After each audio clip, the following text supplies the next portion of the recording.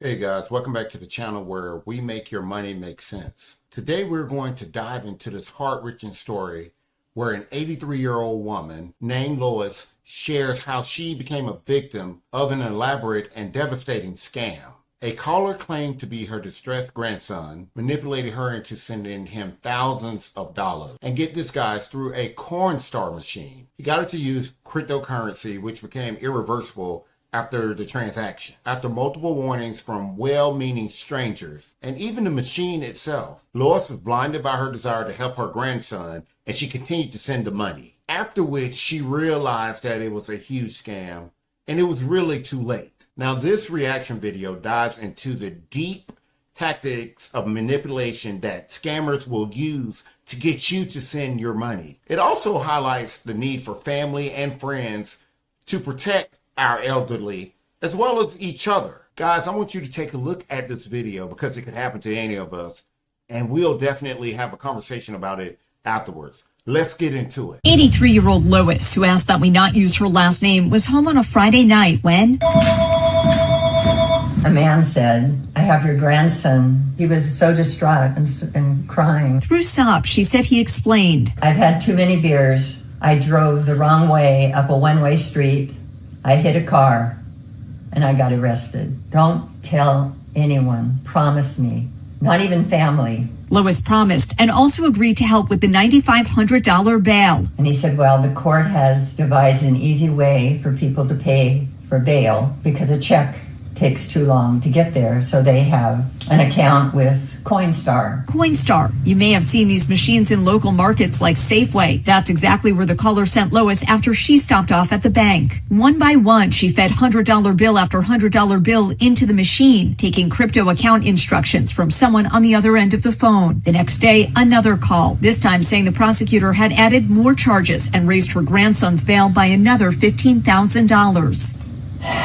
The extra charges are because the woman in the car that he hit had suffered a miscarriage. Back to the machine she went, putting in $100 bill after $100 bill. It took me over an hour. Every $10,000 it prints a receipt. And then a third call. This time it would be another $25,000 for attorney's fees and court costs. What was I to do then? Just say, "Oh, I'm going to abandon him"?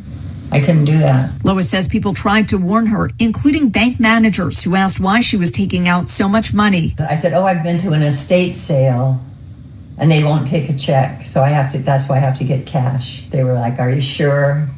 I mean, they tried. The Coinstar machine itself had warnings. "If you think you're being defrauded, stop."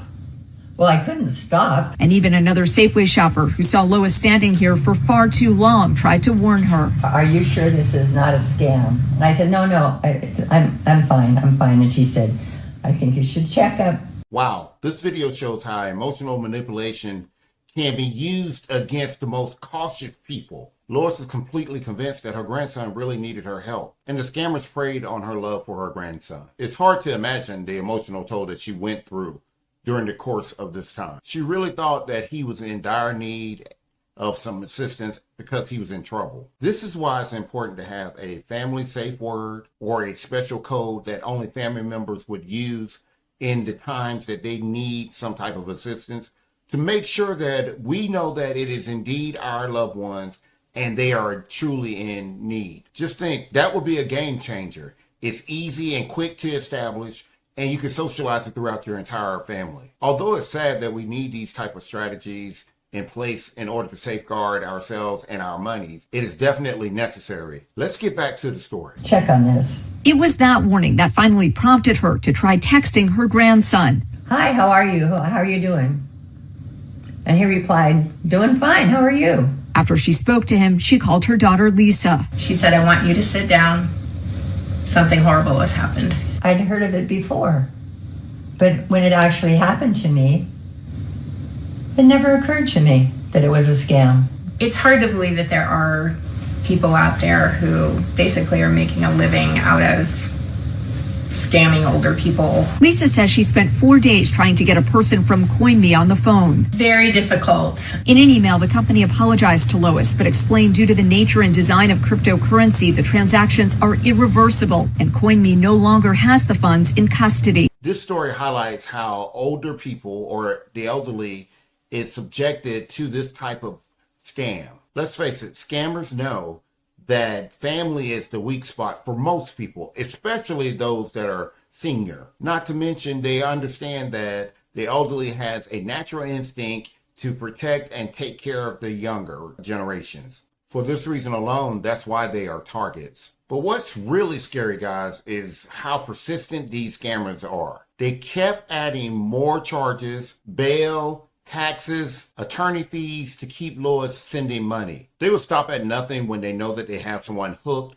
and someone that genuinely cares. I think it's very crucial that families stay connected to help minimize instances such as this. We also need to remind each other and our loved ones that these type things happen, and they happen more often than not. Sometimes a second opinion, even from strangers, can save you thousands of dollars if you would listen. Let's get back to it. A sentiment the company echoed in an emailed statement to 7 on Your Side Investigates, writing in part, quote, "While we work hard to protect our customers through multiple full-screen warnings at various stages of the transaction process, we understand the emotional manipulation scammers use to deceive individuals. In cases like this, transactions are instantly sent outside of CoinMe's platform, making the funds unrecoverable." CoinMe also told 7 on Your Side Investigates it permanently closed the scammers' accounts. They just destroy people's lives. They're despicable people. Lois suggests families have a secret password or phrase with loved ones should they ever call with an unlikely story or plea for help. Well, maybe it won't happen to someone else. This is a tough reminder of how far these scammers will go to rob you and I. Her experience highlights the need for us to protect our monies and also our peace of mind, because they're out to not rob us of the financial rewards, but also to disrupt our everyday thinking. These scams are calculated, they're heartless, and they're designed to make us feel pressured with hopes that we will act quickly and not think and send money quickly. Guys, we don't have to fall prey to these type tactics. By being cautious and having preventive measures in place, we can avoid a lot of these scams, and we can keep others around us from falling prey to these types of traps. As we stated, in order to prevent this, one other tip we can implement outside of creating a safe word is we can take a step back and verify. If you receive a call from anyone that you are unfamiliar with, take a moment, think about it, and don't act right away. I will take it even a step further and just say hang up. And then call a family member, a trusted family member, and tell them about your experience.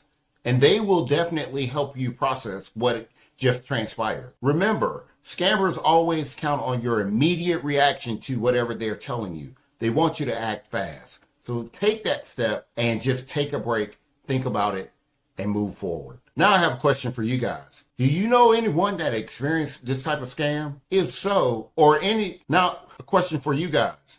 Do you know anyone that experienced this type of scam or a similar one, or even any type of scam?